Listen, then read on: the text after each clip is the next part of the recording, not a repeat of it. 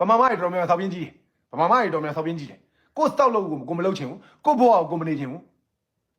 တဲ့လားအိမ်တော်ဦးစီးနဲ့ပခုံးကြီးရှင်နေတာပဲရှိတာစားဆုံးပြောတာရှင်း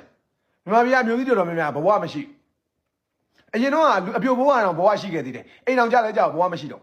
ဘာလို့ဆိုဘဝကိုတင်တောင်းတင်နဲ့ထားနိုင်တဲ့ကောင်လေးယူလိုက်တော့တင်တောင်းတင်နဲ့ထားလိုက်တော့သူ့ဆောက်လို့ကသိမရှိတော့သူ့ဆောက်လို့ကမရှိတော့မနဲ့သားသမီးလည်းမွေးလို့ဆောက်ပြင်းရလည်းကြီးသေးတယ်ဗမာမတွေတော်များဆောက်ပြင်းကြီးဗမာမတွေတော်များဆောက်ပြင်းကြီးတယ်ကိုစတောက်လို့ကိုမလုပ်ချင်ဘူးကိုဘွားကိုမနေချင်ဘူးတဲ့လားအိမ်တော်ဦးစီးနဲ့ပခုံးကြီးရှင်နေတာပဲရှိတာအိမ်တော်ဦးစီးနဲ့ပခုံးကြီးရှင်နေတယ်အိမ်တော်ဦးစီးကိုဂုတ်ခွာစီးထားခြင်းနဲ့အာနာပိုင်ဖြစ်ခြင်းနဲ့အာနာရှင်ဖြစ်ခြင်းနဲ့ဒါပေမဲ့ကိုစတောက်လို့ကိုလုပ်သလားဆိုမလုပ်ဘူးသားသမီးမွေးပြီးတော့အဲ့သားသမီးရဲ့ဘဝထဲမှာပါကိုဝင်နေပလိုက်တယ်ပြီးတော့အဲ့သားသမီးဘွဲရလက်မှတ်ကအဲ့ဒါသူရတာသူလိုချင်တာအဲ့သားသမီးတို့မဟုတ်သူ့အတွက်ပဲအဲ့တော့ခင်ဗျားတို့ရှင်းရှင်းလင်းသိရတယ်သူတို့မှာဘဝမရှိလို့သူတို့မှာခင်ဗျားတို့အရေးထက်သားသမီးကိုဘဝထဲကိုဝင်နေတဲ့ဇောကတ်တဲ့အရေးထက်ပို့ပြီးတော့အရေးကြီးတဲ့ကိစ္စစောက်လို့မရှိတာဘာဝါသနာပါမှလည်းမသိဘူးဘာဖြစ်ချင်မှလည်းမသိဘူး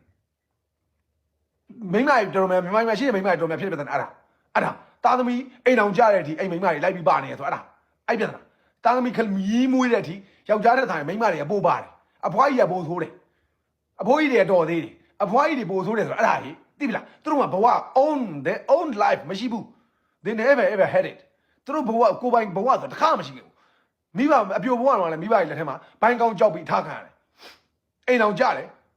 လင်ယူသားမွေးကိစ္စနဲ့တစ်လဲတယ်သားသမီးမွေးတယ်သားသမီးကိုရင်းနှီးမြုပ်နှံတယ်သားသမီးကိုဘဝကြီးမြုပ်ထားတာသားသမီးရှိမှာဘဝကြီးသားသမီးရဲ့ပညာရေးသားသမီးရဲ့အရေးကိစ္စအကုန်လုံးကိုသားသမီးရှိမှာတွားပြီးတော့ပြစ်ပုံပြီးတော့ तू ကနေပလိုက်တာသူ့ဘဝအဲ့ဒီသားသမီးကြီးလဲကြီးလာတော့သူတို့မနေတတ်တော့သူတို့မှာဘဝမရှိတော့ဘူးသူတို့မှာကိုယ်ပိုင်ဘဝကိုမရှိတော့တာမနေတတ်တော့တာတိုင်ပတ်တာလားရှင်းပြီလားခင်ဗျားတို့အိမ်ရွေးရေးတွေပါစတာဆုံးဝင်ပါနေရတယ်ဘာကြောင့်ဖြစ်တာလဲဆိုတာသိပြီလား